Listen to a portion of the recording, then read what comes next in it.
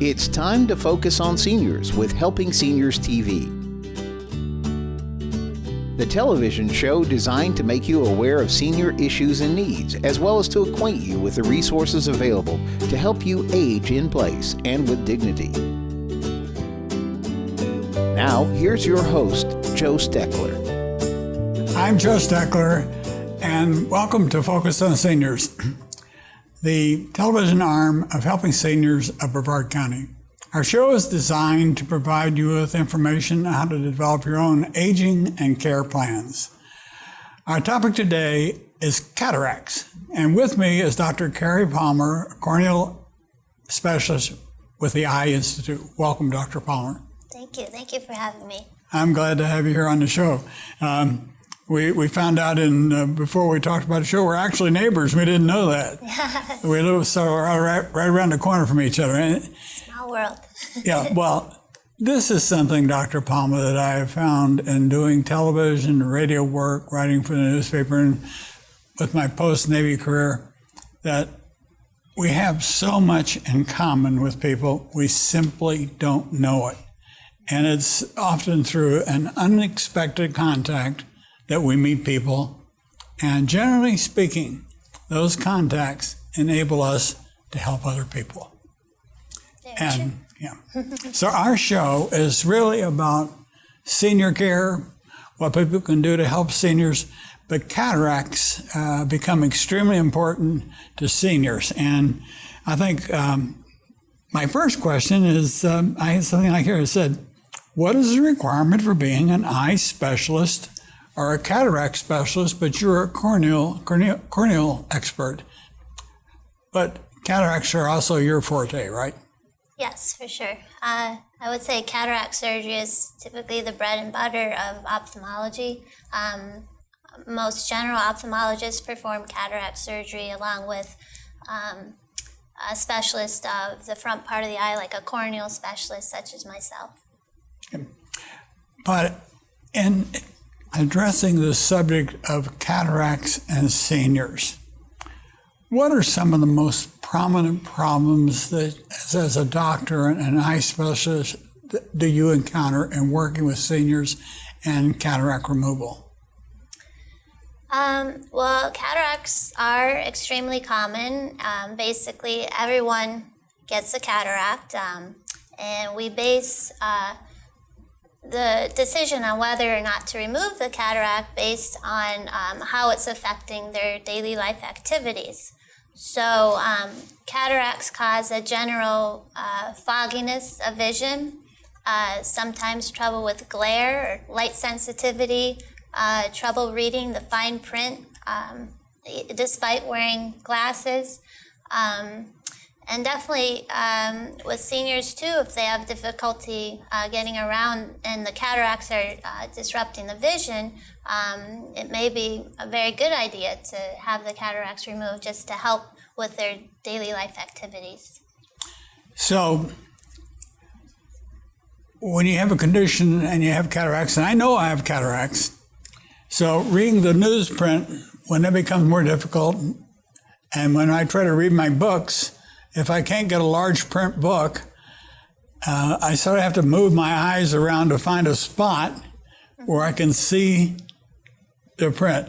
Is that the cataract causing that fogginess or that impairment in my vision? Most likely, it's probably the cataract causing the fogginess. Sometimes trying to bring the book into lighter conditions. It's really the low light conditions where it gets real tricky to read. Using magnifiers or increasing the size, like you said, of the font can help too. But most likely that probably is the cataracts causing problems. I find that if I go outside and have the direct sunlight, I can see a lot better. Mm-hmm. Or if I have a brighter bulb in the lamp by my chair, I can see better. Correct. But with these new light bulbs it's going to make it more difficult for people to see. Have you ever thought about that, the intensity of light with the new light bulbs? Right, it can go both ways. You need brighter light in order to see if you have a cataract, but cataracts can cause glare issues too with bright light. So it makes it kind of a catch-21. Let's say if a person does have a cataract, though, do you recommend removal of the cataracts as soon as possible, or are there conditions that you would recommend expediency and whether or not you would remove a cataract?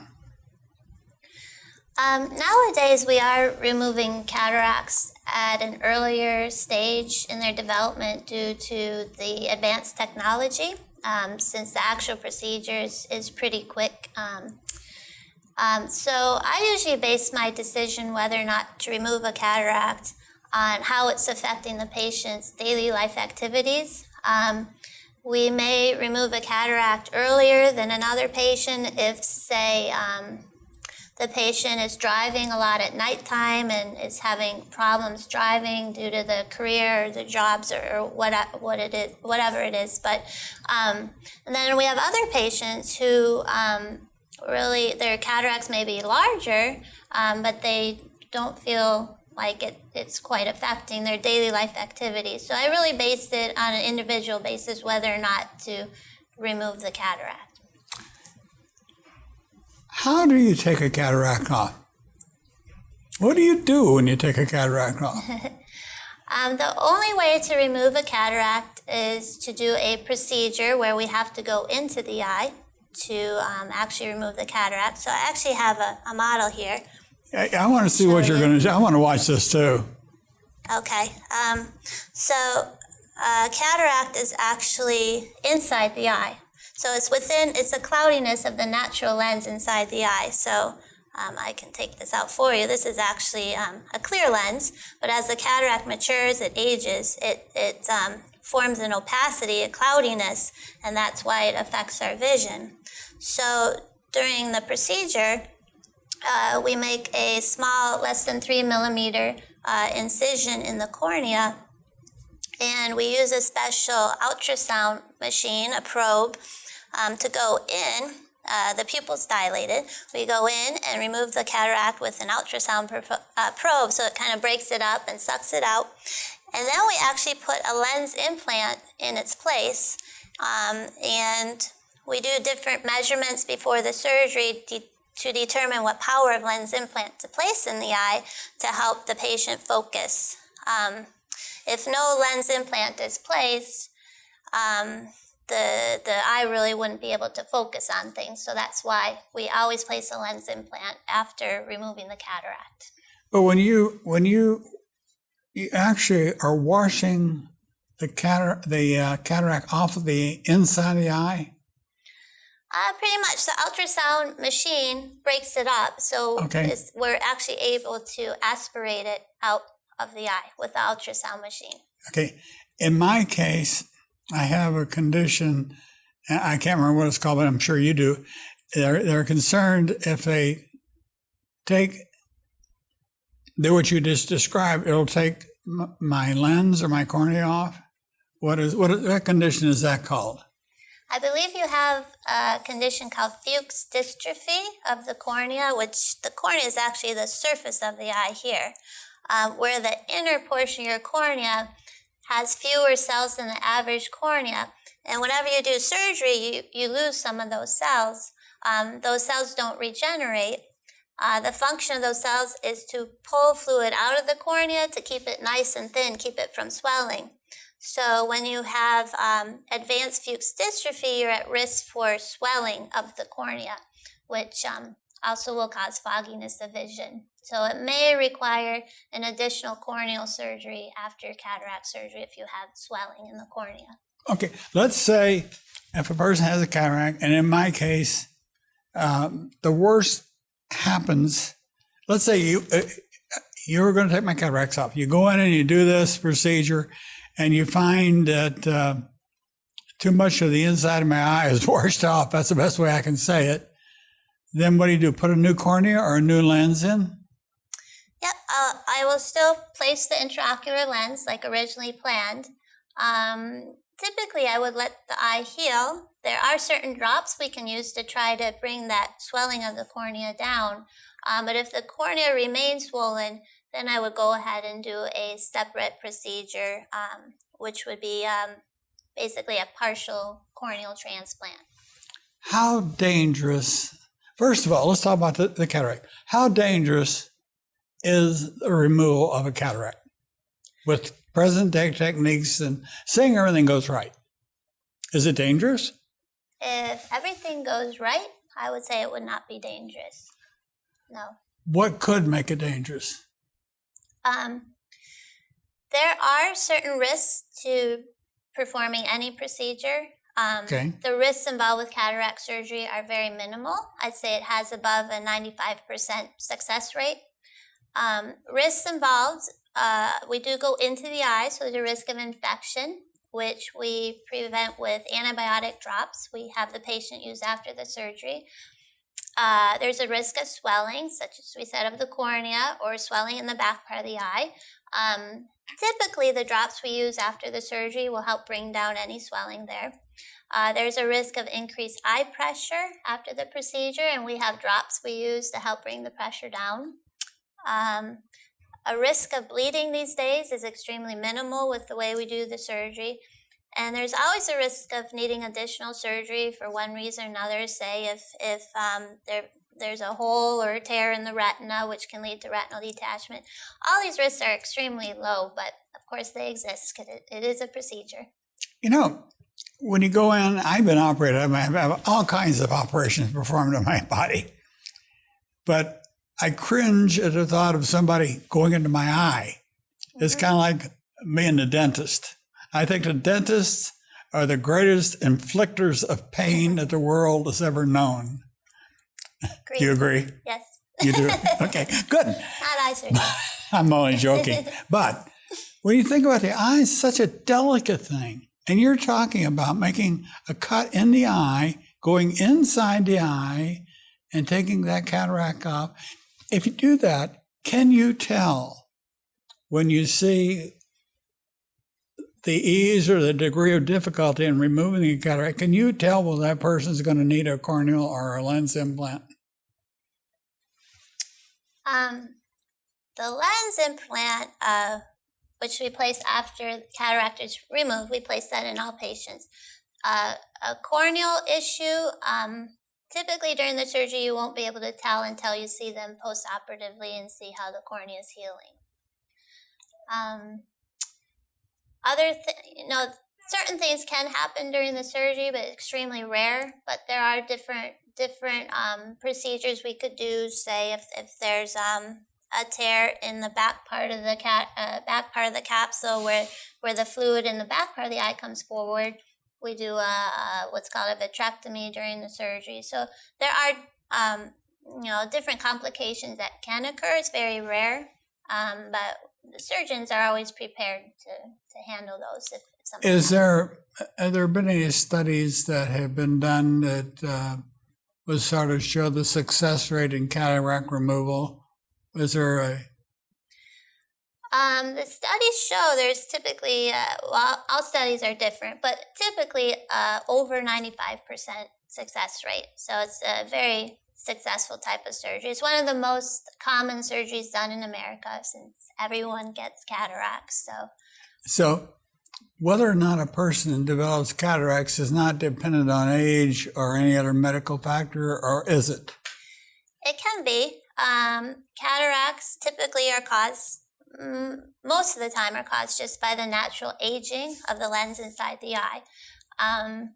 They form usually slowly around our 40s or so is when we start seeing a minor cataracts, and once they grow, they usually slowly progress as the lens ages, and once they grow to affect the patient's vision and their daily life activities, that's when we consider removing them. And there are certain medical conditions that cause the cataract to grow at a faster rate. Most commonly, diabetes, increased blood sugar can cause a cataract to grow faster than typically it would just due to aging. There are certain medications, especially steroid eye drops or oral steroids, that can cause a cataract to grow at a faster rate than expected. And other medical conditions, trauma. There are congenital cataracts. Some infants are born with cataracts. So there are different reasons, but by far the most common cause of cataract is just the natural aging of the lens in the eye. Okay. Has there been any kind of a study done at, or have you, in your practice, seen any correlation between heart disease and eye disease? I'm thinking it's not so much a factor now, but it used to be that if you're going to have dental work done and you were a heart patient, that they gave you an antibiotic before they did the dental procedure. And making that type of a connection, is there anything other like it would happen with the body, with the heart or the mouth that would relate to the eye? For eye procedures, if there's a heart condition, we do not have to treat with oral antibiotics due to really where we're operating. There's really no blood vessels in that area. So really, the procedure we do in the eye the inflammation stays within the eye. There's no risk of having any heart conditions from the surgery. So you generally would not worry about any other disease implication or anything affecting what you would do with the eye then? Not too much. The only thing with diabetes, when the blood sugar is under control, that would raise your chance of infection with any type of surgery. So we usually try to have the patient's blood sugar come under control before the surgery. How about if a person was on blood thinners? Would they have to be off of blood thinners to have eye surgery? These days, with the way we do the surgery, we actually no longer need to stop the blood thinners. You said it again? With the way we do the surgery these days, we no longer need to stop blood thinners. They can continue the blood thinner. You don't have to stop it? Nope. How long does it take?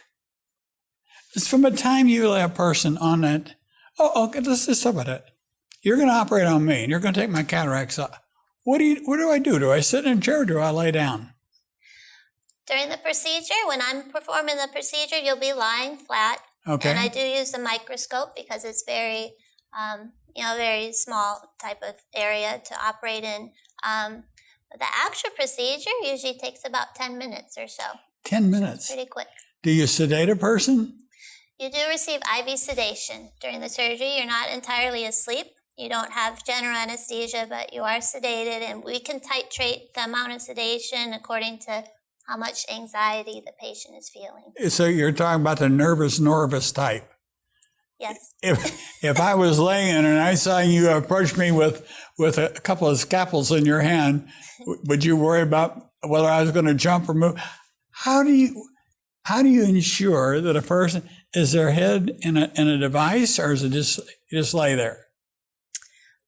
Typically, you just lay there. We put a sterile drape over the face, so everything's sterile. And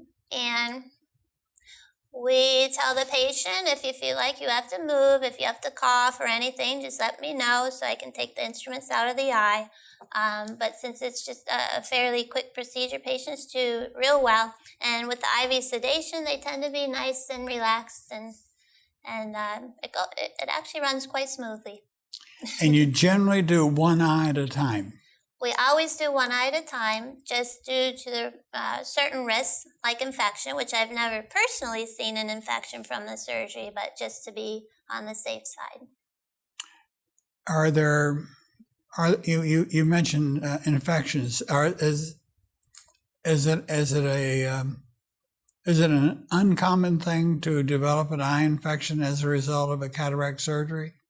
it's extremely uncommon to develop an eye infection. It's been documented, but it is uncommon. We actually do have the patient start antibiotic drops the day before the surgery to help prevent that. The day of surgery, the eye is prepped with typically betadine, unless the patient is allergic to betadine. All the bacteria is sterilized before the procedure. I'm sitting here talking to you about eye surgery, and I'm thinking about the time that I was executive officer on a submarine tender, and we had a medical department on that submarine tender, and one of my doctors was a dentist, was one of the foremost facial reconstruction surgeons in the United States at the time, Dr. Jim Furstad. But my senior dentist, Dr. Holcomb, decided one day he was going to fill a front tooth. The closer he got the shot of Novocaine, he was looking in the mirror, trying to give himself a Novocaine shot so that he could fill his own tooth. The long and short was he never got the shot into his gum where he could fill his own tooth. So, but we laughed about that for a long time. But almost for every serious medical procedure that you can talk about, there's another aspect of it that is a lighter side, that if you approach these things the right way, you lessen your fear and you create a greater opportunity for success. What have you, as a doctor, an eye doctor, been able to establish any kind of a correlation between the success rate of your patients and the way they approach eye surgery? Is that a fair question? Yeah, so I guess that the patients who, the patients who can really figure out how their vision is affecting their daily life activities. If patients come in thinking, they'll go back with high expectations. So they'll go back to their 20s when they're able to see distance and close, no problem. The higher expectation type patients are a little more tricky afterwards. They may be not quite as happy, but the patients who have a sense, well, this is going to help clear up the vision. They still may need reading glasses, which is real common. But basically just have remove some of the general fogginess of vision. Those patients tend to be real happy. I think that another question I had was discussing the importance of cataract treatment and surgery in a case of seniors. Is there any kind of treatment short of removal for cataracts?